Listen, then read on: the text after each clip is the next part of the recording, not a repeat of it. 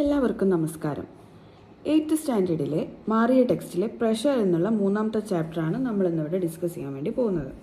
അപ്പോൾ ഈ ഒരു ഏരിയയിൽ നമ്മൾ ഡിസ്കസ് ചെയ്യുന്നത് എന്തൊക്കെയാണെന്ന് വെച്ചിട്ടുണ്ടെങ്കിൽ, എന്താണ് പ്രഷർ, പിന്നെ അതുപോലെ പ്രഷറിൻ്റെ ഇക്വേഷൻ എന്താണ്, അതിൻ്റെ യൂണിറ്റ് എന്താണ്, അതിൽ വരുന്ന പ്രോബ്ലംസ് എങ്ങനെ സോൾവ് ചെയ്യാം, ഇത്തരം കാര്യങ്ങളൊക്കെയാണ് നമ്മൾ ഇന്ന് ഈ ഒരു ഏരിയയിൽ ഡിസ്കസ് ചെയ്ത് വരാൻ വേണ്ടി പോകുന്നത്.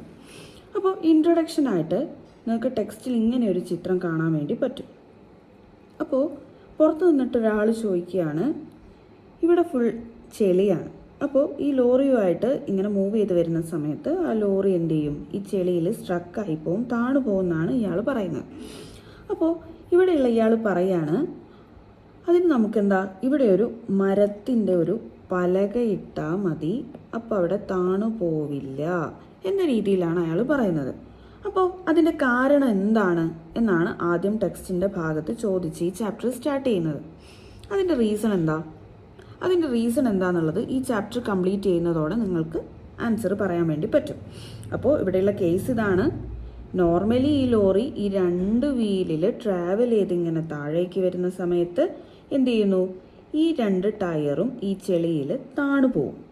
ഇനി അങ്ങനെ താണു പോവാതിരിക്കാൻ വേണ്ടി നമുക്ക് എന്ത് ചെയ്യാൻ പറ്റും, ഇവിടെ ഒരു പലക വെച്ച് കഴിഞ്ഞാൽ അത് ചെളിയിൽ താണു പോവാതെ സുഖമായിട്ട് ഈ ലോറിക്ക് ഇതിൻ്റെ മുകളിലൂടെ ട്രാവൽ ചെയ്ത് ഉരുണ്ടു പോവാൻ പറ്റും എന്നാണ് ഇവരിവിടെ ആദ്യമായിട്ട് കൊടുത്തിരിക്കുന്ന ചിത്രത്തിൽ പറഞ്ഞിട്ടുള്ളത്.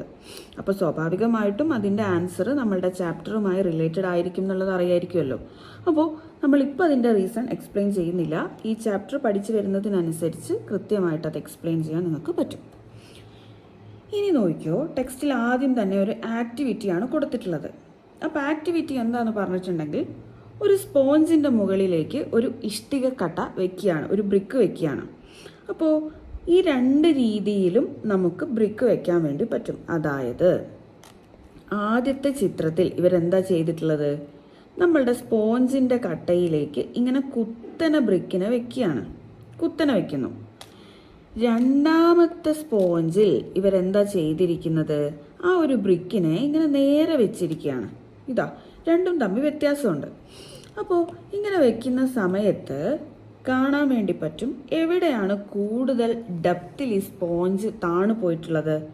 ഇവിടെ ഇത്രയും താഴ്ച വന്നിട്ടുണ്ട്, ഇവിടെ വളരെ കുറച്ച് താഴ്ച മാത്രമേ വന്നിട്ടുള്ളൂ. അപ്പോൾ നമുക്ക് മനസ്സിലായി രണ്ടും ഒരേ ബ്രിക്കാണ്, ബ്രിക്കിന് മാറ്റമൊന്നും വന്നിട്ടില്ല. ബ്രിക്കിന് മാറ്റം വന്നിട്ടില്ല എങ്കിൽ പോലും ഇവിടെ ഉണ്ടായിട്ടുള്ള ആ ഒരു അവിടെ ഉണ്ടാവുന്ന ആ ഒരു ഡെപ്തിന് വ്യത്യാസമുണ്ട്. അപ്പോൾ ഒന്നാമത്തെ സ്പോഞ്ചിൽ കൂടുതൽ ഡെപ്ത് ഉണ്ട്, രണ്ടാമത്തെ സ്പോഞ്ചിൽ ചെറിയ ഡെപ്തേ വന്നിട്ടുള്ളൂ. അപ്പോൾ അതിൻ്റെ കാരണം എന്താ, ഒന്നാമത്തെ ക്വസ്റ്റ്യൻ. ഇനി രണ്ടാമത് ഇവിടെ തന്നിരിക്കുന്ന എക്സാമ്പിൾ നോക്കിക്കോളൂ. ഇവിടെ എന്താ ചെയ്തിട്ടുള്ളത്, ഒരു കുട്ടി ഒരു ബെഡിൻ്റെ മുകളിൽ ആദ്യം നിൽക്കുകയാണ്, രണ്ടാമത്തതിൽ ആ കുട്ടി കിടക്കുകയാണ്. അപ്പോൾ ഇങ്ങനെ നിൽക്കുന്ന സമയത്ത് ആ കുട്ടി എത്രത്തോളമാണ് ബെഡിൽ ഉണ്ടാക്കിയിട്ടുള്ള കുഴിവ് എന്നതും, കിടക്കുന്ന സമയത്ത് ആ കുട്ടി ആ ബെഡിൽ എത്രത്തോളം കുഴിവുണ്ടാക്കി എന്നതും നമ്മളിവിടെ കമ്പയർ ചെയ്ത് നോക്കുകയാണ്. അപ്പോൾ നോക്കുന്ന സമയത്ത് മനസ്സിലാവും ഏതിലാണ് കൂടുതൽ ആ ഡെപ്തിൽ ആ ഒരു കുഴിവ് വന്നിട്ടുള്ളത്. സ്വാഭാവികമായിട്ട് എവിടെയാണ് വന്നിട്ടുണ്ടാവുക, ഈ ഒന്നാമത്തതിലാണ് കൂടുതൽ ഡെപ്ത് വന്നിട്ടുള്ളത്. കാരണം കുട്ടി ഇങ്ങനെ നേരെ നിൽക്കുകയാണ്. ഇവിടെ കുട്ടി ഇങ്ങനെ ചെരിഞ്ഞാണ് കിടക്കുന്നത്. നമ്മളുടെ ബ്രിക്കിൻ്റെ സെയിം കേസ് തന്നെയാണ് കുട്ടിയുടെ കാര്യത്തിലും പറയാനുള്ളത്. ഇവിടെ കുട്ടിയാണ്, മുകളിൽ ബ്രിക്കാണ്. അപ്പം ബ്രിക്ക് ഇങ്ങനെ നേരെ നിന്ന സമയത്ത് എന്താ ഉണ്ടായത്, അവിടെ കൂടുതൽ കുഴിവ് ഇവിടെ വന്നു. അതേപോലെ കുട്ടി കുത്തനെ ഇവിടെ ഇങ്ങനെ നിൽക്കുന്ന സമയത്തും കൂടുതൽ കുഴിവ് ഈ കേസിലാണ് വരുന്നത്. ഇങ്ങനെ നേരെ ബ്രിക്ക് വെച്ചപ്പോൾ കുഴിവ് കുറവാണ്. അതേപോലെ കുട്ടി കിടക്കുന്ന സമയത്തും കുഴിവ് കുറവാണ്. രണ്ടും സിമിലർ കേസുകളാണ്. 2 വ്യത്യസ്ത എക്സാമ്പിളുകളിലൂടെ നമ്മളിതിവിടെ ഇങ്ങനെ പറഞ്ഞിരിക്കുകയാണ്. ഇനി നോക്കിയോ, നമ്മൾ 3ാമത് ഒരു എക്സാമ്പിൾ നോക്കുകയാണ്. ഇതും ടെക്സ്റ്റിൽ കൊടുത്തിട്ടുള്ള അതേ ചിത്രം തന്നെയാണ്. അപ്പോൾ ഒരു ബലൂണ് നമ്മളൊരു പലകയിൽ ആദ്യം നമ്മളൊരു ആണിയെടുത്ത് അടിച്ചു വെക്കുന്നു, വെച്ചു. എന്നിട്ട് നമ്മളൊരു ബലൂൺ അതിൻ്റെ മുകളിൽ ഇങ്ങനെ വെക്കുന്നു.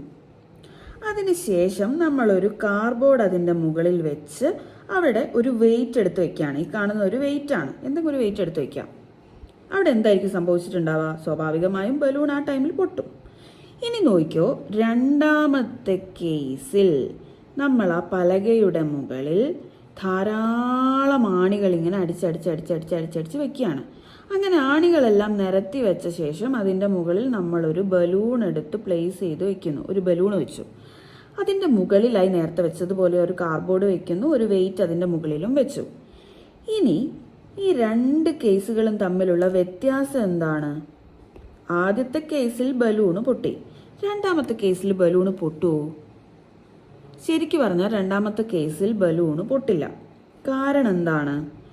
അവിടെയുള്ള ആണികൾ ഒരാളല്ല, പകരം എന്താ, ഇവിടെ കുറേ ആണികളെ നമ്മൾ നിരത്തി അടിച്ച് വെച്ചിട്ടുണ്ട്. അപ്പോൾ ഇങ്ങനെ കുറേ ആണികളെ നിരത്തി അടിച്ച് വെക്കുമ്പോഴുള്ള ഗുണം എന്താ? ഇവിടെ കുറേ ആണികൾ ഉള്ളത് കൊണ്ട് തന്നെ ബലൂണിൻ്റെ കുറേ ഏരിയയിൽ ഈ ആണികളുടെ ഇമ്പാക്റ്റ് വന്ന് പതിക്കുന്നുണ്ട്. അപ്പോൾ നമുക്കിവിടെ ധാരാളം സ്ഥലമുള്ളത് കൊണ്ട് തന്നെ ഒരു പ്രത്യേക ആണി ആ ബലൂണിൽ കൊണ്ട് ആ ബലൂണ് പൊട്ടില്ല. അപ്പോൾ ഈ രണ്ടാമത്തെ കേസിൽ ബലൂണ് പൊട്ടില്ല, ഒന്നാമത്തെ കേസിൽ ബലൂണ് പൊട്ടും. അപ്പോൾ ഇതും ഈ ചാപ്റ്ററുമായി ബന്ധപ്പെട്ട് തന്നെയുള്ള എക്സാമ്പിളാണ്. ആ 3 കേസുകൾ ഇവിടെ ക്വസ്റ്റ്യനായി ഒരു ടേബിളിലാക്കി കൊടുത്തിരിക്കുകയാണ്. ഇവിടെ ഒന്നാമത്തെ കേസിൽ എന്താണ്? ബ്രിക്ക് എടുത്ത് സ്പോഞ്ചിൽ വെച്ചിരിക്കുകയാണ്. ആദ്യത്തേത് വെർട്ടിക്കലി, രണ്ടാമത്തേത് ഹൊറിസോണ്ടലി. അതായത് ഒന്ന് ഇങ്ങനെ വെച്ചതും ഒന്നിങ്ങനെ കുത്തനെ വെച്ചതും. അപ്പോൾ ഇങ്ങനെ തിരിച്ചും മറിച്ചും വെക്കുന്ന സമയത്ത് ഇനി നമ്മളോട് ഇവിടെ ടേബിളിൽ ചോദിച്ചിരിക്കുന്നത് അവിടെയുള്ള area of surface in contact ആണ്. അതായത് തൊട്ടിരിക്കുന്ന പ്രതലത്തിൻ്റെ ഏരിയ. എവിടെയാ തൊട്ടത് നോക്കൂ. ഇതാ ഒന്നാമത്തെ ചിത്രത്തിൽ വളരെ കുറച്ച് ഭാഗമേ ടച്ച് ചെയ്തിട്ടുള്ളൂ. നമ്മളോട് ഏതാണ് കൂടുതലായിട്ടുള്ളത് ഏതാണ് കുറവ് എന്നുള്ളതാണ് എഴുതാൻ വേണ്ടി പറഞ്ഞിട്ടുള്ളത്. അപ്പോൾ ഈ വെച്ചിരിക്കുന്ന ഒന്നാമത്തെ കേസാണ് എന്ത്? വെർട്ടിക്കൽ. ഇതാണ് ഹൊറിസോണ്ടൽ. എച്ച് ഇങ്ങനെ എഴുതി ഇങ്ങനെ നീട്ടി വെച്ച് കഴിഞ്ഞാൽ എന്തായി? ഇതാണ് ഹൊറിസോണ്ടൽ. പൊതുവെ എപ്പോഴും ഹൊറിസോണ്ടലും വെർട്ടിക്കലും നമുക്ക് എപ്പോഴും മാറിപ്പോകുന്ന സാധനമാണ്. അപ്പോൾ ഈ ഹൊറിസോണ്ടൽ എന്ന് പറയുമ്പോൾ ഇങ്ങനെ നേരെയാണ് ഉണ്ടാവുക. അപ്പോൾ ഈ ഹൊറിസോണ്ടൽ വെച്ചിരിക്കുന്നതിൻ്റെ താഴെയുള്ള ഏരിയ കൂടുതലാണോ അതോ ഇങ്ങനെ വെർട്ടിക്കലായി വെച്ചിരിക്കുമ്പോൾ ഉള്ള ഏരിയ കൂടുതലാണോ കുറവാണോ എന്ന കാര്യങ്ങളൊക്കെയാണ് ആ ടേബിളിൽ നമ്മൾ എഴുതേണ്ടത്. ടേബിളിലെ ഒന്നാമത്തെ കേസിൽ നമ്മൾ വെർട്ടിക്കലി വെച്ച് കഴിഞ്ഞാൽ area of surface in contact less ആണോ മോർ ആണോ? വെർട്ടിക്കലി വെക്കുന്ന സമയത്ത് ലെസ് ആണ്. ഇനി ഹൊറിസോണ്ടലി വെക്കുന്ന സമയത്ത് അവിടെയുള്ള ഏരിയ ഓഫ് സർഫേസ്, അതായത് എത്രത്തോളം ഭാഗത്ത് അത് ടച്ച് ചെയ്തിട്ടുണ്ട്, എത്രത്തോളം ഭാഗത്ത് അതിന് കോണ്ടാക്റ്റ് ഉണ്ട് എന്നുള്ളതാണ് ഇവിടെ ചോദിക്കുന്നത്. അപ്പോൾ രണ്ടാമത്തെ ചിത്രത്തിൽ area of surface of contact എന്താണ്? കൂടുതലാണ്, മോറാണ്.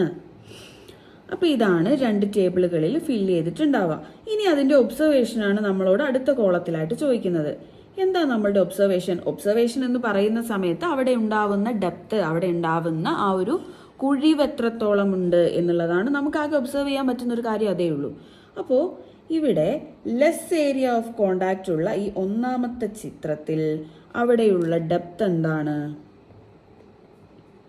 കൂടുതലാണ്. ഇനി രണ്ടാമത്തെ ചിത്രത്തിൽ ഏരിയ ഓഫ് കോണ്ടാക്റ്റ് കൂടുതലാണ്, അവിടെയുള്ള നമ്മളുടെ ഡെപ്ത് എന്ന് പറയുന്നത് എന്താണ്?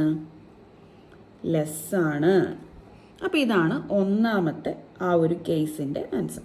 ഇനി രണ്ടാമത്തെ നോക്കൂ, ചൈൽഡ് ഓൺ ദ മാട്രസ്, കുട്ടി ആ ഒരു കിടക്കയിൽ കിടക്കുന്ന കേസാണ്. കുട്ടി ഇങ്ങനെ കുത്തനെ നിൽക്കുന്ന സമയത്ത് അവിടെയുള്ള ആ ഒരു സർഫേസ് ഏരിയ എന്ന് പറയുന്നത് ആകെ ഇത്ര ഭാഗത്തല്ലേ കുട്ടി ഇരിക്കുന്നുള്ളൂ. ഇനി കിടക്കുന്ന സമയത്ത് നോക്കൂ, ഇത്രയും ഭാഗത്ത് ടച്ച് വരുന്നില്ല, എത്ര ഭാഗത്ത് ടച്ച് ഉണ്ട്? അപ്പം നമുക്കിത് വെർട്ടിക്കലി ഹൊറിസോണ്ടലി ഒക്കെ നോക്കുകയാണെങ്കിൽ ഇത് വെർട്ടിക്കലി ആയും ഇത് ഹൊറിസോണ്ടലി ആയിട്ടും പറയാം. ഇനി കുട്ടി സ്റ്റാൻഡ് ചെയ്യുകയാണെന്നുള്ള രീതിയിലും കിടക്കുകയാണ് ലേ ചെയ്യുകയാണെന്നുള്ള രീതിയിലും നമുക്ക് പറയാം. അങ്ങനെ നോക്കുന്ന സമയത്ത് കുട്ടി ആദ്യം സ്റ്റാൻഡ് ചെയ്യാണ് ചെയ്യുന്നത്. അപ്പോൾ ആ സ്റ്റാൻഡ് ചെയ്യുന്ന സമയത്ത് child on mattress while stand ചെയ്യുന്ന സമയത്ത് ഏരിയ ഓഫ് കോണ്ടാക്ട്, ആ കാല് മാത്രമല്ലേ അവിടെ ടച്ച് ചെയ്യുന്നുള്ളൂ, രണ്ട് കാലുകൾ മാത്രമേ ടച്ച് ചെയ്യുന്നുള്ളൂ. അപ്പോൾ ഏരിയ ഓഫ് കോണ്ടാക്ട് എന്താണ്? കുറവാണ്. ഏതിനെ കമ്പയർ ചെയ്യുമ്പം? കിടക്കുന്നതിനെ കമ്പയർ ചെയ്യുമ്പോൾ ഏരിയ ഓഫ് കോണ്ടാക്ട് അവിടെ കുറവാണ് എന്നാണ് നമ്മൾ അവിടെ പറയുന്നത്. ഇനി രണ്ടാമത്തെ കേസ് നോക്കൂ. ഇവിടെയുള്ള ബെഡിന്റെ മുകളിൽ അയാൾ ഇങ്ങനെ കിടക്കുകയാണ്. കിടക്കുന്ന സമയത്ത് ഏരിയ ഓഫ് കോണ്ടാക്ട് എന്താണ്? കൂടുതലാണ്, മോറാണ്. അപ്പോൾ നമുക്ക് അവിടെയുള്ള ഒബ്സർവേഷൻ എന്താണ്? ഇവിടെയും ഡെപ്ത് തന്നെ നമുക്ക് പറയാം. ഡെപ്ത്, ഇവിടെയുള്ള ഡെപ്തിനെ എങ്ങനെ നമുക്ക് കമ്പയർ ചെയ്യാം? കുറഞ്ഞ ഭാഗത്ത് കോണ്ടാക്ട് വരുന്ന സമയത്ത് അവിടെയുള്ള ഡെപ്ത് കൂടുതലാണ്. രണ്ടാമത്തെ കേസ് നോക്കൂ. അവിടെ കിടക്കുന്ന സമയത്ത് അവിടെ കൂടുതൽ ഭാഗത്ത് കോണ്ടാക്റ്റിലുണ്ട്. അപ്പോൾ അവിടെയുള്ള ഡെപ്ത് എന്താ? കുറവാണ്, ലെസ് ആണ്. ഇതാണ് ആ ഒരു രണ്ടാമത്തതിന്റെ ആൻസർ വരുന്നത്. ഇനി മൂന്നാമത്തെ കേസ് ഇതാ, ബലൂൺ ഇവിടെ ഉണ്ട്. അപ്പോൾ ആ ബലൂണിനെ ഒന്നാമത്തത് വെൻ യൂസ്ഡ് എ സിംഗിൾ പിൻ, ഒരു സിംഗിൾ ആയിട്ടുള്ള ഒരു പിന്ന് യൂസ് ചെയ്യുന്ന സമയത്ത് അവിടെയുള്ള area of surface in contact ആകെ ഒരൊറ്റ പോയിന്റിലല്ലേ ഇവിടെ ടച്ച് ചെയ്യുള്ളൂ. അപ്പോൾ അവിടെയുള്ള ഏരിയ ഓഫ് കോണ്ടാക്ട് ലെസ് ആണ്. താഴെ നോക്കൂ. വെൻ യൂസ്ഡ് മൾട്ടിപ്പിൾ പിൻസ്, ഇവിടെ ധാരാളം പിന്നുകൾ ഇങ്ങനെ അടുക്കി അടുക്കി അടുക്കി കുത്തിവെച്ചിട്ടുണ്ട്. അങ്ങനെ ധാരാളം പിന്നുകൾ കുത്തിവെക്കുന്ന സമയത്ത് അവിടെയുള്ള ആ ഒരു കോണ്ടാക്ട് എന്ന് പറയുന്നത് എന്താ? കൂടുതലാണ്, മോറാണ്. ഇനി നോക്കിയോ, ആ ഒരു കുറച്ച് സർഫേസ് ഏരിയ ടച്ച് ചെയ്യുന്നതിന് അവിടെ ഉണ്ടാവുന്ന നമ്മളുടെ ഒബ്സർവേഷൻ എന്താണ്? ബലൂൺ പൊട്ടിപ്പോകുന്നു, ബലൂൺ ബേസ്റ്റ് ചെയ്യുന്നു. ഇനി ഇവിടെ എന്താണ്? പ്രത്യേകിച്ച് ഒന്നും നമുക്ക് കാണാൻ പറ്റില്ല. ഇവിടെ അങ്ങനെ പ്രത്യേകിച്ച് ഒന്നും തന്നെ സംഭവിക്കില്ല. കാരണം എന്താണ്? അവിടെ ധാരാളം പിന്നുകൾ ഉണ്ട്. നോ ബേസ്റ്റ്. നമ്മൾ ഇതിനെ കമ്പയർ ചെയ്ത് പറയുന്നതുകൊണ്ടാണ് ഇങ്ങനെ എഴുതിയത്. അപ്പോൾ ഇതാണ് ഒന്നാമത്തെ ടേബിളുമായി ബന്ധപ്പെട്ട് നമുക്ക് പറയാനുള്ളത്. ആ ടേബിളിന് ശേഷം ടെക്സ്റ്റിൽ നോക്കുന്ന സമയത്ത് കാണാൻ പറ്റുന്ന ചിത്രമാണിത്. അപ്പോൾ ഈ ചിത്രത്തിൽ പറയുന്നത് എന്താ? ഈ താറാവും കോഴിയും കൂടെ ഒരു ഓട്ട മത്സരം നടത്തുകയാണ്. അങ്ങനെ ഓട്ട മത്സരം നടത്തുന്ന സമയത്ത് ആദ്യം ഇവർ ഓടുന്നത് ഒരു പ്രതലത്തിലൂടെ, പരന്ന പ്രതലത്തിലൂടെ, ചെളിയൊന്നുമല്ല, അല്ലാത്ത നോർമൽ ആയിട്ടുള്ള ഒരു ഗ്രൗണ്ടിലൂടെ ഓടുകയാണ്. അങ്ങനെ ഓടുന്ന സമയത്ത് ജയിച്ച് വന്നതാരാ? നമ്മളുടെ കോഴിയാണ്. നല്ല സ്പീഡിൽ ഓടാൻ സൂപ്പറായിട്ടുള്ള ആള്. പക്ഷെ അവിടെ എന്താ? നമ്മളുടെ താറാവിലെ ലേശം ബേക്കോട്ടായി പോയി. അത് കഴിഞ്ഞ് ഇവർ ഓടി ഓടി ഓടി അടുത്ത കടമ്പയിലെത്തി ചളിയുള്ള പ്രതലത്തിലെത്തി. ഈ പ്രതലത്തിലെത്തിയ സമയത്ത് ഇവരിനി ഓടാൻ പോവാണ്. അപ്പോൾ ഈ ചിത്രത്തിൽ പറയുന്നതാണ്, from here on I will be the one two reach first, just watch. ഇനി ഇങ്ങോട്ട് ഞാനാണ് ഓടി മുന്നിലെത്താൻ പോകുന്നത് എന്നീ ഡക്ക് പറയുന്ന സമയത്ത് ഈ ഹെൻ എന്താ പറയുന്നത്? So far I have run ahead and won, I will win again. ഞാൻ വീണ്ടും ജയിക്കും, നീ നോക്കിക്കോ എന്നാണ് ഈ കോഴി പറയുന്നത്. അപ്പം നോക്കിക്കോ, ഇതിൽ ശരിക്കും ആരാണ് ഓടി ജയിക്കുക? നമുക്ക് ഒബ്സർവേഷൻ ഇവരുടെ കാലിലേക്ക് ഫോക്കസ് ചെയ്യാം. നോക്കിക്കോ, ഇത് നമ്മളുടെ താറാവിൻ്റെ കാല്, ഇത് നമ്മളുടെ കോഴിയുടെ കാല്. രണ്ട് കാലും ഒരുപോലെയാണോ? താറാവിൻ്റെ കാലിരിക്കുന്നത് എങ്ങനെയാ? ഇതാ ഇങ്ങനെ വെബ് പോലെ, ഇങ്ങനെ വെബ് പോലെ ഒരു കണക്റ്റഡ് ആയിട്ടൊരു സാധനം നമ്മളുടെ ഡക്കിൻ്റെ കാലിലില്ലേ? ഇനി ഹെന്നിൻ്റെ കാല് നോക്കുന്ന സമയത്ത് ഇങ്ങനെ വടിക്കഷ്ണം പോലെയല്ലേ ഇരിക്കുന്നത്. അപ്പം നോക്കിക്കോ, ഇത് നമ്മളുടെ ഹെന്നിൻ്റെതുമാണ്. അപ്പം നമുക്ക് സർഫേസ് ഏരിയ പറയുന്ന സമയത്ത് ആർക്കാണ് സർഫേസ് ഏരിയ കൂടുതൽ, ആർക്കാണ് സർഫേസ് ഏരിയ കുറവ്? സർഫേസ് ഏരിയ നമ്മളുടെ ഡക്കിൻ്റെ കാലിന് കൂടുതലാണ്. ഈ സർഫേസ് ഏരിയ ഹെന്നിൻ്റെ കാലിന് കുറവാണ്.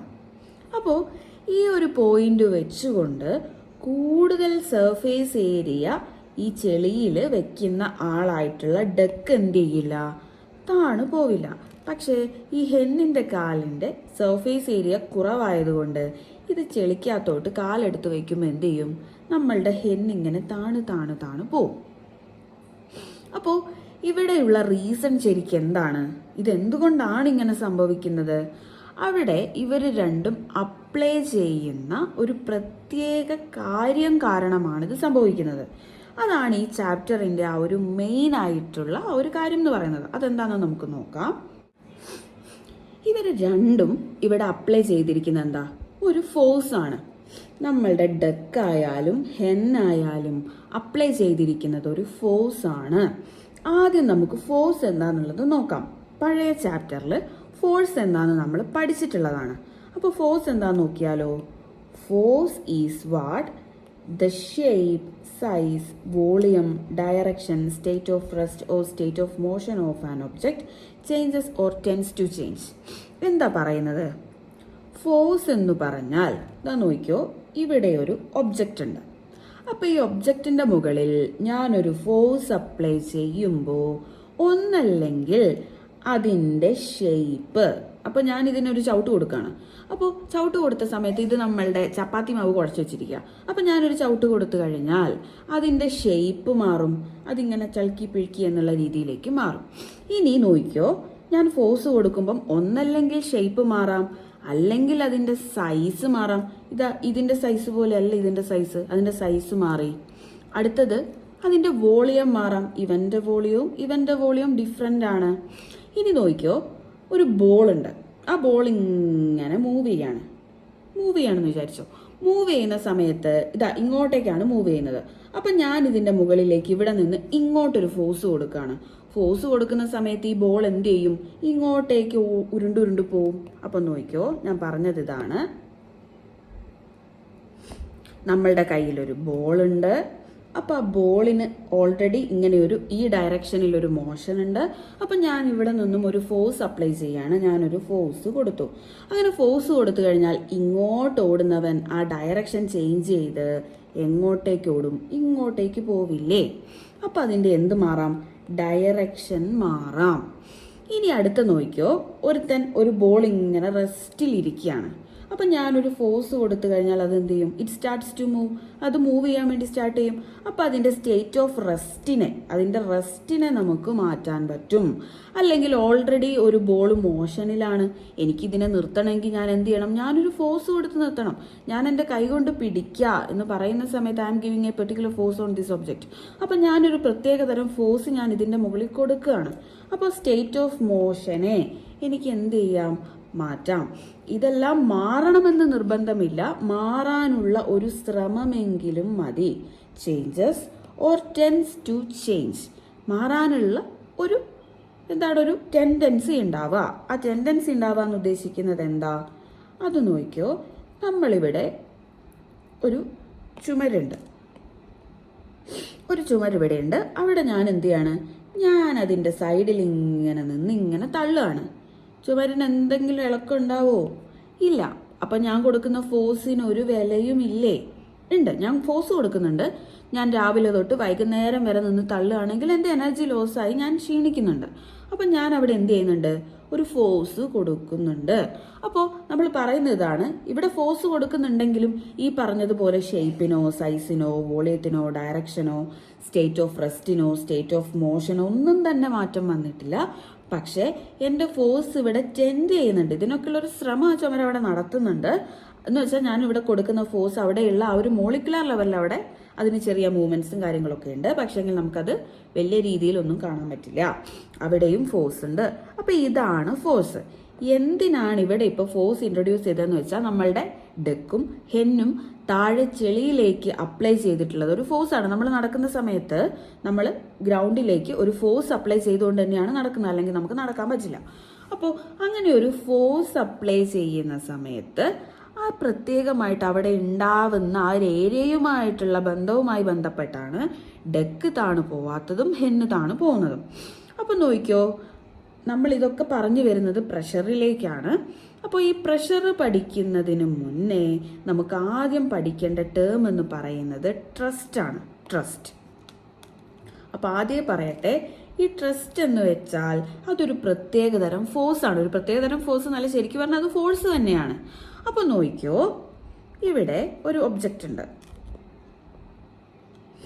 ആ ഒബ്ജക്റ്റിൽ പ്രത്യേകമായി ഇങ്ങനെ നോർമലായി അപ്ലൈ ചെയ്യപ്പെടുന്ന ടോട്ടൽ ഫോഴ്സിനെയാണ് ഞാൻ എന്തെന്ന് പറയുന്നത്? ട്രസ്റ്റ് എന്ന് പറയുന്നത്. അപ്പം ഇങ്ങനെ കേൾക്കുമ്പോൾ പ്രത്യേകിച്ച് ക്ലിയർ ആവണമെന്നില്ല. അതായത് ഒരു ഒബ്ജക്റ്റിൻ്റെ മുകളിൽ എനിക്ക് ഇങ്ങനെ ഫോഴ്സ് കൊടുക്കാം, ഇങ്ങനെ ഫോഴ്സ് കൊടുക്കാം, ഇങ്ങനെ ഫോഴ്സ് കൊടുക്കാം, ഇനി മുകളിലേക്ക് ഫോഴ്സ് കൊടുക്കാം. എങ്ങനെ വേണമെങ്കിലും നമുക്ക് ഫോഴ്സ് അപ്ലൈ ചെയ്യാൻ വേണ്ടി പറ്റും. ഏത് ഡയറക്ഷനിൽ വേണമെങ്കിലും നമുക്ക് ഫോഴ്സ് അപ്ലൈ ചെയ്ത് കൊടുക്കാൻ വേണ്ടി പറ്റും. ഇവിടെ നമ്മൾ കൺസിഡർ ചെയ്യുന്ന ഫോഴ്സ് എന്ന് പറഞ്ഞാൽ എന്താണ്? നോർമലി ഓൺ എ സർഫേസ്, ഒരു സർഫേസിന്റെ മുകളിൽ നോർമലായി കുത്തനെ ആക്ട് ചെയ്യപ്പെടുന്ന ഫോഴ്സിനെയാണ് നമ്മൾ എന്തെന്ന് പറയാ? ട്രസ്റ്റ് എന്ന് പറയാ. അതായത് നമ്മളിവിടെ ഒരു ഏരിയ എടുക്കുന്നു, ആ ഏരിയയിൽ നോർമലി അപ്ലൈ ചെയ്യപ്പെടുന്ന ടോട്ടൽ ഫോഴ്സിനെയാണ് നമ്മൾ എന്തെന്ന് പറയാ? ട്രസ്റ്റ് എന്ന് പറയാ. ട്രസ്റ്റ്. അപ്പോൾ ഈ ട്രസ്റ്റ് നമ്മളിവിടെ പറയുന്നത് എന്തിനാന്ന് വെച്ചാൽ നമ്മളുടെ ഈ പ്രഷർ ട്രസ്റ്റുമായി റിലേറ്റഡ് ആണ്. Actually this trust is force it self. അതൊന്ന് പ്രത്യേകം ഓർത്ത് വെക്കുക. നമ്മൾ ഇക്വേഷൻ ഇപ്പോൾ പ്രഷറിൻ്റെ പറയുന്ന സമയത്ത് അവിടെ നമ്മൾ ട്രസ്റ്റ് ആണ് യൂസ് ചെയ്യുക. നിങ്ങൾ കുറച്ച് ഹയർ ലെവലിലേക്കൊക്കെ പഠിക്കുന്ന സമയത്ത് പ്രഷറിൻ്റെ ഇക്വേഷനിൽ നിങ്ങൾ ട്രസ്റ്റ് എന്ന് കാണില്ല, പകരം ഫോഴ്സ് തന്നെയാണ് കാണാം. അപ്പോൾ ട്രസ്റ്റ് എന്ന് വെച്ചാൽ ഒരു ഫോഴ്സ് ആണ്, ഒന്നാമത്തെ കാര്യം ഓർത്ത് വെക്കേണ്ട കാര്യം. രണ്ടാമത്തെ നമ്മൾ പറയുന്നത് എന്താ? ഈ ഫോഴ്സ് സർഫേസിൽ നോർമലി ആണ് ആക്ട് ചെയ്യുന്നത്. ഇതാ പല രീതിയിലും ഫോഴ്സ് ആക്ട് ചെയ്യപ്പെടും, പല ഡയറക്ഷനിലും, ഇങ്ങനെ ചെരിച്ചും കുത്തനെയും പല രീതിയിൽ ആക്ട് ചെയ്യും. അപ്പോൾ അവിടെയുള്ള നോർമലി കുത്തനെ ആക്ട് ചെയ്യുന്ന ഫോഴ്സിനെ മൊത്തമായി മാത്രം കൺസിഡർ ചെയ്യുന്നതാണ് എന്ത്? ട്രസ്റ്റ് എന്ന് പറയുന്ന ഫോഴ്സ്. ഇനി അതിന്റെ ഡെഫിനിഷൻ ഇതാണ്. അപ്പം നമ്മളുടെ ഡെഫിനിഷൻ എന്ന് പറഞ്ഞാൽ എന്താ? The force acting normally on a surface is called thrust. ഒരു സർഫേസിൽ നോർമലായി ആക്ട് ചെയ്യപ്പെടുന്ന ആ ഒരു ഫോഴ്സിനെയാണ് നമ്മൾ ട്രസ്റ്റ് എന്ന് പറയുന്നത്. എപ്പോഴും ട്രസ്റ്റിന്റെയും ഫോഴ്സിന്റെയും ഡിഫറൻസ് മനസ്സിലാക്കി വെക്കണം. അതേപോലെ പ്രഷറിന്റെയും ഡിഫറൻസ് മനസ്സിലാക്കി വെക്കണം. ട്രസ്റ്റും പ്രഷറും സെയിം അല്ല, രണ്ടും ഡിഫറെന്റ് ആണ്. ഇനി നമുക്ക് പഠിക്കാനുള്ളത് എന്താണ് പ്രഷർ എന്നുള്ളതാണ്. ആദ്യം ഞാൻ പറഞ്ഞു പ്രഷറും അതേപോലെ നമ്മളുടെ ട്രസ്റ്റും രണ്ടും രണ്ടാണ്. രണ്ടിന്റെയും ഡെഫിനിഷൻ നോക്കുന്ന സമയത്ത് നിങ്ങൾക്ക് സിമിലർ ആയിട്ട് തോന്നും. അവിടെ നിങ്ങൾക്ക് എക്സ്ട്രാ കാണാൻ പറ്റുന്ന ഒരു ഫിറ്റിംഗ് എന്ന് പറഞ്ഞിട്ടുണ്ടെങ്കിൽ യൂണിറ്റ് ഏരിയയാണ്. യൂണിറ്റ് ഏരിയ എന്താ ഈ യൂണിറ്റ് ഏരിയ? അപ്പൊ നോക്കിയോ, ഞാനൊരു ഒബ്ജക്റ്റ് എടുക്കാണ്. ഇവിടെ ഞാനൊരു ഒബ്ജക്റ്റ് എടുത്തു. ഈ ഒബ്ജക്റ്റിന്റെ മുകളിൽ പല രീതിയിലും ഫോഴ്സ് ആക്ട് ചെയ്യപ്പെടും. ഇങ്ങനെ ആക്ട് ചെയ്യും, ഇങ്ങനെ ആക്ട് ചെയ്യും, ഇങ്ങനെ ആക്ട് ചെയ്യും, ഇങ്ങനെ ആക്ട് ചെയ്യും, എങ്ങനെയൊക്കെയോ ഫോഴ്സ് ആക്ട് ചെയ്യപ്പെടുന്നുണ്ട്. അപ്പോൾ ഇവിടെ ഈ ഒരു ഒബ്ജക്റ്റിൽ ഞാൻ എന്ത് ചെയ്യാൻ പോകണം? ഒരു പ്രത്യേക റീജിയൻ സെലക്ട് ചെയ്യാണ്. ആ റീജിയന്റെ ഏരിയ യൂണിറ്റ് ആണ്. എന്ന് വെച്ചാൽ ഈ റീജിയന്റെ ഏരിയ 1 ആണ്. നോക്കിക്കോ, ഇപ്പൊ ഇതൊരു സ്ക്വയർ ആണല്ലോ. സ്ക്വയറിന്റെ ഏരിയ നമുക്ക് എന്താ? ഈ രണ്ട് സൈഡ്സിനെ മൾട്ടിപ്ലൈ ചെയ്ത് കഴിഞ്ഞാൽ എ സ്ക്വയർ, അല്ലെങ്കിൽ അത് റെക്ടാങ്കിൾ ആണെങ്കിൽ L×B എന്നുള്ള രീതിയിലൊക്കെയാണ് നമ്മൾ ഏരിയ കാണാം. അപ്പൊ എൻ്റെ ഈ സൈഡും 1 ആണ്, ഈ സൈഡും 1 ആണ്.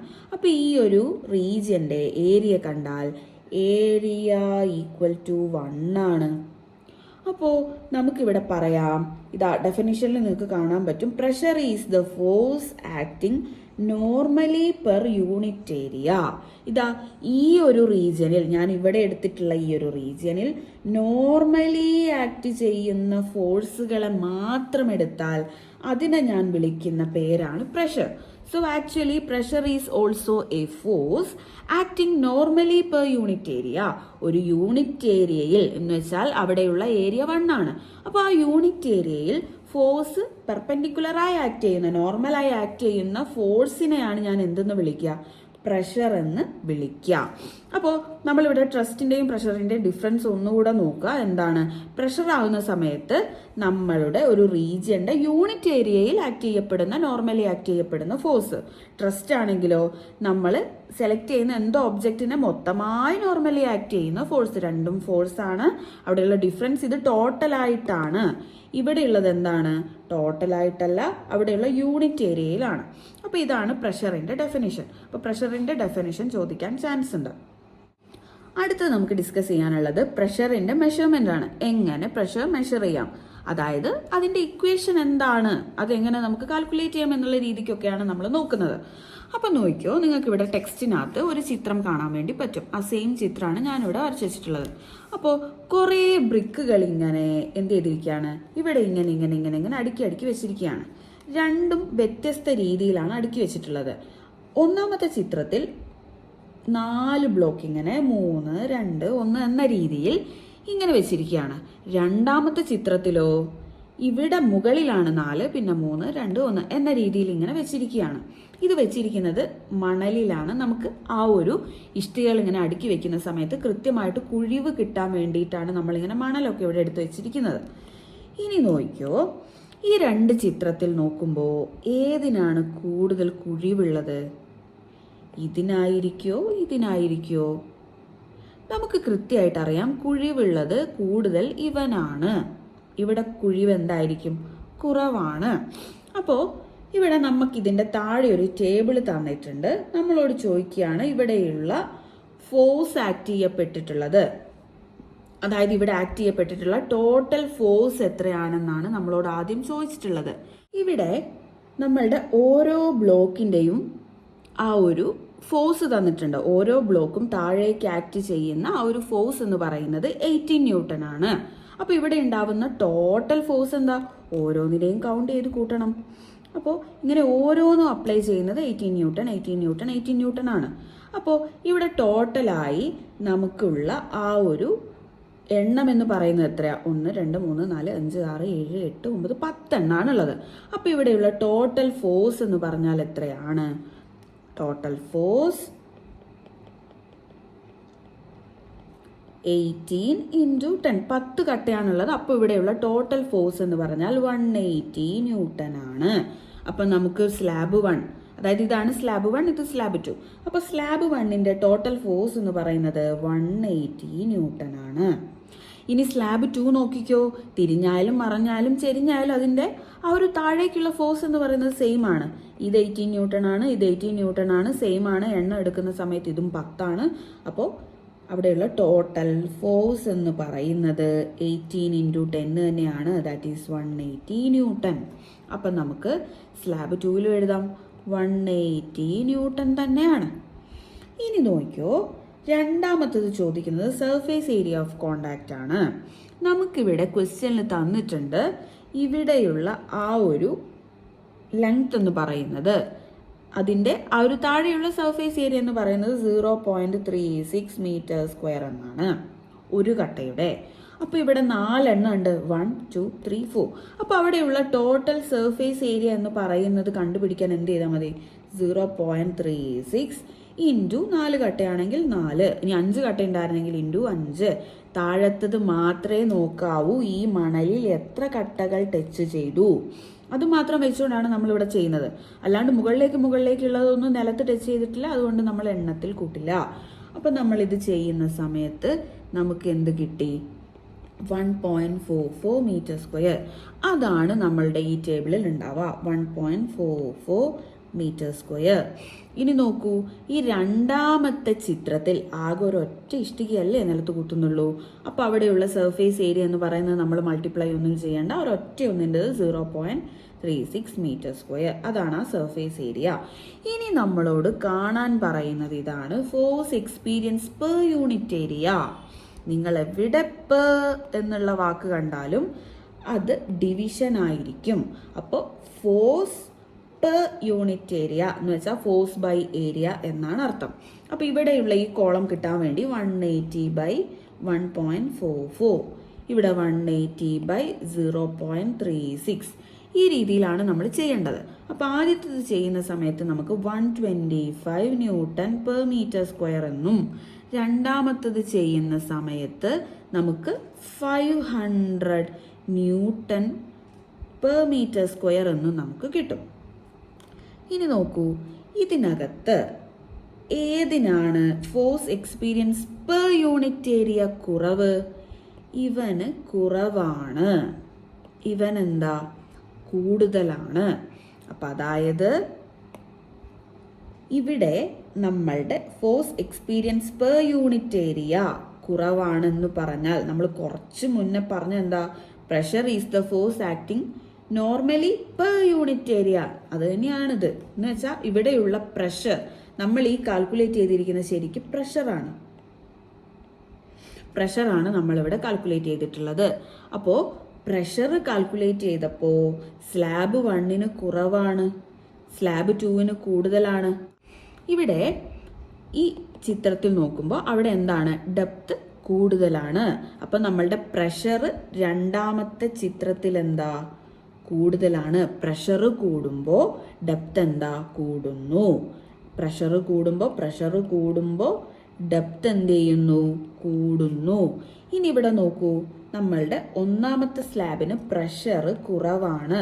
പ്രഷർ കുറവാണെങ്കിൽ അവിടെയുള്ള ഡെപ്ത് എന്താണ്, അതും കുറവാണ്.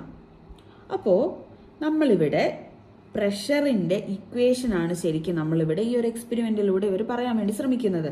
അപ്പം നമ്മൾ ഈ പ്രഷർ കണ്ടുപിടിക്കാൻ വേണ്ടി ഇവിടെ ചെയ്തത് എന്താ, ഫോഴ്സിനെയും സർഫേസ് ഏരിയയും കൂടെ ഡിവൈഡ് ചെയ്യുകയാണ് ചെയ്തത്. അപ്പം നമുക്ക് പ്രഷറിൻ്റെ ഇക്വേഷൻ ഇങ്ങനെ പറയാം, pressure equal to force.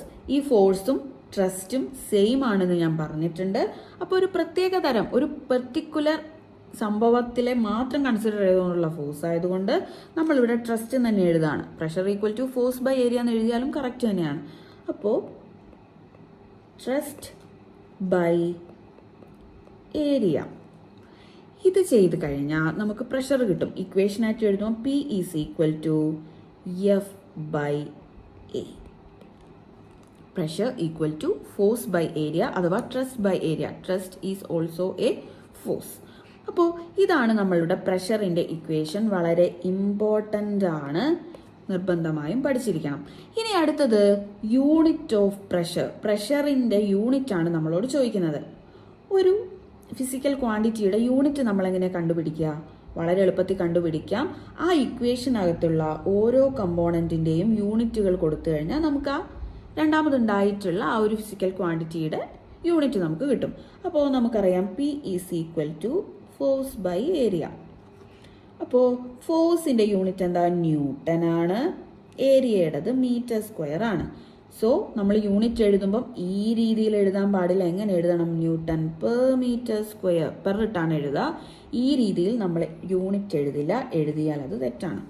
So Newton per meter square. Either you can use this Newton per meter square or this is also called as Pascal.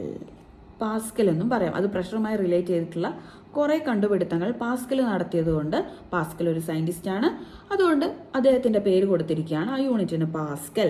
നിങ്ങൾക്ക് ഒന്നല്ലെങ്കിൽ പാസ്കൽ എന്ന് യൂസ് ചെയ്യാം, അല്ലെങ്കിൽ ന്യൂട്ടൺ പെർ മീറ്റർ സ്ക്വയർ എന്നും use ചെയ്യാം. രണ്ടും ശരിയാണ്.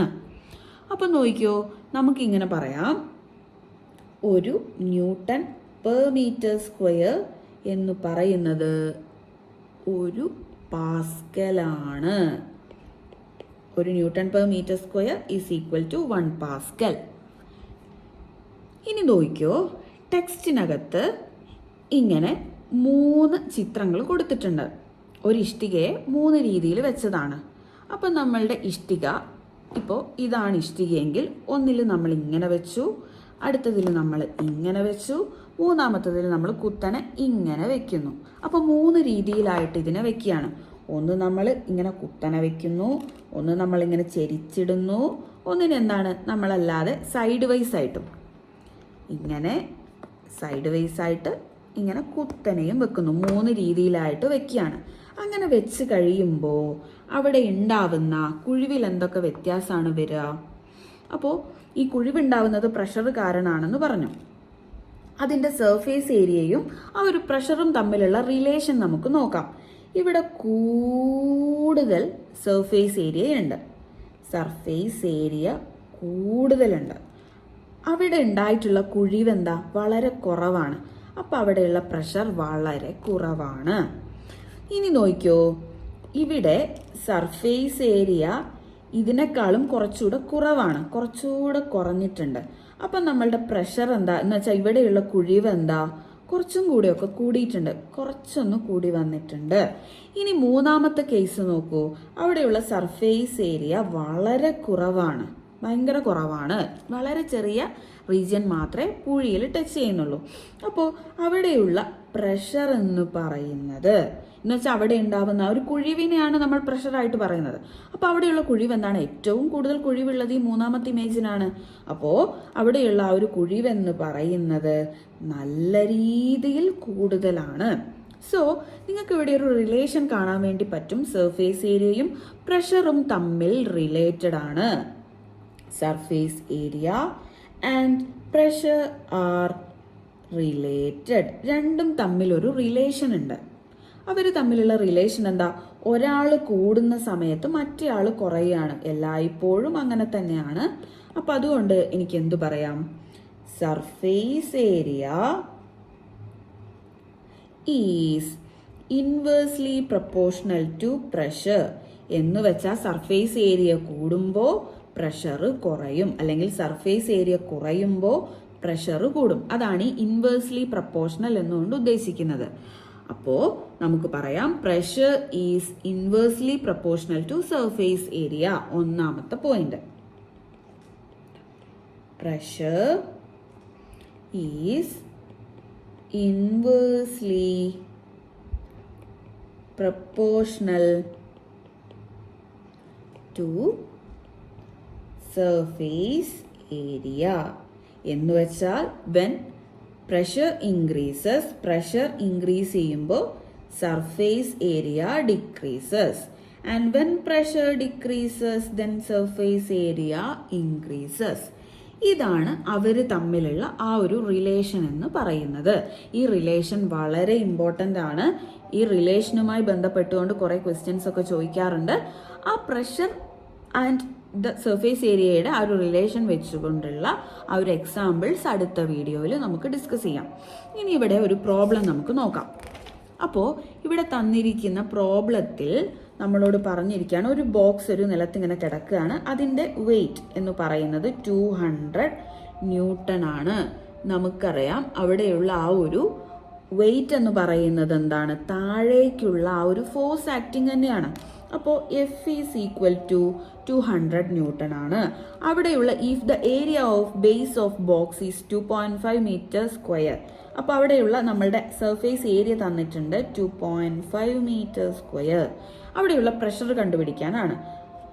ഏത് ക്വസ്റ്റ്യൻ കിട്ടിയാലും ആദ്യം നമ്മളുടെ ക്വസ്റ്റ്യനിൽ തന്നിട്ടുള്ള സാധനങ്ങൾ, ഇവിടെ ആകെ 2 കാര്യങ്ങളെ നമുക്ക് തന്നിട്ടുള്ളൂ, അത് രണ്ടും എടുത്തെഴുതണം. രണ്ടാമതായി നമ്മളുടെ ഇക്വേഷൻ എഴുതണം. Pressure is equal to force by area. നമ്മൾ pressure equal to force by area എന്ന് എഴുതി. ഇനി നോക്കിക്കോളൂ, ഇവിടെ നമുക്ക് 200 ന്യൂട്ടൺ എന്ന് തന്നിട്ടുണ്ട് ഫോഴ്സ്. സോ 200 ഡിവൈഡഡ് ബൈ 2.5 അതാണ് സർഫേസ് ഏരിയ. ഇനി ഇതിനെ നമ്മൾ എങ്ങനെ ഡിവൈഡ് ചെയ്യുക? ഇങ്ങനെ പോയിന്റ് വരുന്ന സാധനങ്ങളെ നമ്മൾ എങ്ങനെയാണ് ഡിവൈഡ് ചെയ്യുക? പോയിന്റ് വെച്ചുകൊണ്ട് നമുക്ക് ഡിവൈഡ് ചെയ്യാൻ പറ്റുമോ? ഇല്ല. അതിനെന്ത് ചെയ്താൽ മതി? ഈ പോയിന്റിനെ താഴെ നിന്ന് ഒഴിവാക്കിയാൽ പോരെ? അപ്പോൾ ഈ 2.5 പോയിന്റിനെ ഒഴിവാക്കാൻ താഴെ എന്ത് ചെയ്യുക? ഒരു 10 കൊണ്ട് മൾട്ടിപ്ലൈ ചെയ്യാം. താഴെയുള്ളത് 2.5 ആയതുകൊണ്ട് ഒരു പ്ലേസ് ആണ് എനിക്ക് പോയിന്റ് ഒഴിവാക്കേണ്ടത് എന്നതുകൊണ്ട് ഞാൻ ഇൻറ്റു 10 ചെയ്തു. ഇനി സപ്പോസ് ഇവിടെ ഒരു 2.57 ഇങ്ങനെ 2 പ്ലേസ് ഉണ്ടായിരുന്നെങ്കിൽ ഞാൻ അതിൻ്റെ ആ ഒരു പോയിന്റ് ഒഴിവാക്കാൻ വേണ്ടി ഇൻറ്റു 100 ചെയ്തേനെ. ഇനി ഒരു 2.578 ആയിരുന്നെങ്കിൽ ഇൻറ്റു 100 അല്ല 1000 ചെയ്തേനെ. അപ്പോൾ ഇവിടെ നമുക്കൊരു പ്ലേസേ ഉള്ളൂ. അതുകൊണ്ട് തന്നെ ആ ഒരു പോയിന്റിനെ ഒഴിവാക്കാൻ മുകളിലും താഴെയും, ഒരിടത്ത് മാത്രം ചെയ്താൽ തെറ്റാണ്, മുകളിലും താഴെയും നമ്മൾ എന്ത് ചെയ്യുക? 10 കൊണ്ട് മൾട്ടിപ്ലൈ ചെയ്യുക. അങ്ങനെ 10 കൊണ്ട് മൾട്ടിപ്ലൈ ചെയ്യുമ്പോൾ മുകളിൽ 2000 ആവും, താഴെ 25 ആകും. ഇതിനെ ഡിവൈഡ് ചെയ്ത് കഴിഞ്ഞാൽ 80 എന്ന് കിട്ടും. യൂണിറ്റ് എഴുതാൻ മറക്കരുത്, പാസ്കൽ. ഉള്ള യൂണിറ്റ് ഇടാതിരുന്നാലും ഇല്ലാത്ത യൂണിറ്റിനെ ഇട്ടാലും നമ്മളുടെ മാർക്ക് പോവും. എല്ലാ ഫിസിക്കൽ ക്വാണ്ടിറ്റീസിനും യൂണിറ്റ് ഇല്ല.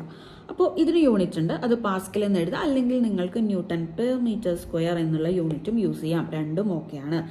ഈ രീതിയിലാണ് പ്രഷറുമായി റിലേറ്റഡ് ആയിട്ടുള്ള പ്രോബ്ലംസ് ചെയ്യാറ്. അപ്പോൾ നമ്മൾ ഇന്നത്തെ ക്ലാസ്സിൽ എന്തൊക്കെയാണ് ഡിസ്കസ് ചെയ്തിട്ടുള്ളത്?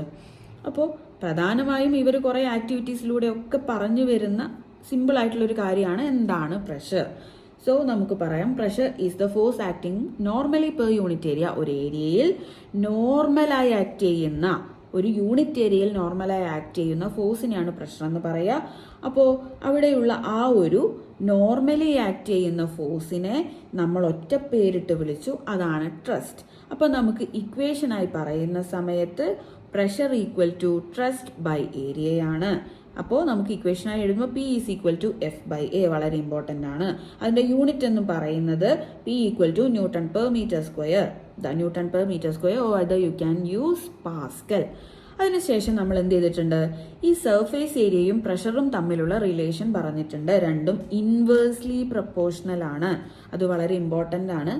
ഇൻവേഴ്സ്ലി പ്രപ്പോർഷണൽ ആണെങ്കിൽ പ്രഷർ കൂടുമ്പോൾ സർഫേസ് ഏരിയ കുറയുന്നു, അല്ലെങ്കിൽ പ്രഷർ കുറയുമ്പോൾ സർഫേസ് ഏരിയ കൂടുന്നു. ഇൻവേഴ്സ്ലി ആണ്, ഒരാൾ കൂടുമ്പോൾ മറ്റേയാൾ കുറയണം. ഇനി അങ്ങനെയല്ല, രണ്ടും ഒരേപോലെയാണ് കൂടിയിരുന്നതെങ്കിൽ ഞാൻ ഇൻവേഴ്സ്ലി പ്രപ്പോർഷണൽ എന്നല്ല ഡയറക്ട്ലി പ്രപ്പോർഷണൽ എന്നാണ് പറയുക ഉണ്ടാവുക. അപ്പോൾ അത് നമ്മൾ പറഞ്ഞു. അതിനുശേഷം നമ്മളൊരു പ്രോബ്ലം സോൾവ് ചെയ്തു. അപ്പോൾ ഇത്രയുമാണ് നമ്മളുടെ ഇന്നത്തെ സെഷൻ. അടുത്ത ക്ലാസ്സിൽ നമ്മൾ ഡിസ്കസ് ചെയ്യാൻ വേണ്ടി പോകുക എന്താണെന്ന് വെച്ചിട്ടുണ്ടെങ്കിൽ ഈ സർഫസ് ഏരിയയും പ്രഷറും തമ്മിലുള്ള റിലേഷൻ ഈ ഒരു ചാപ്റ്ററിൽ വളരെ ഇമ്പോർട്ടൻ്റ് ആണ്. അപ്പോൾ ആ ഒരു റിലേഷൻ വെച്ചുകൊണ്ട് കുറേ ക്വസ്റ്റ്യൻസ് ചോദിക്കും.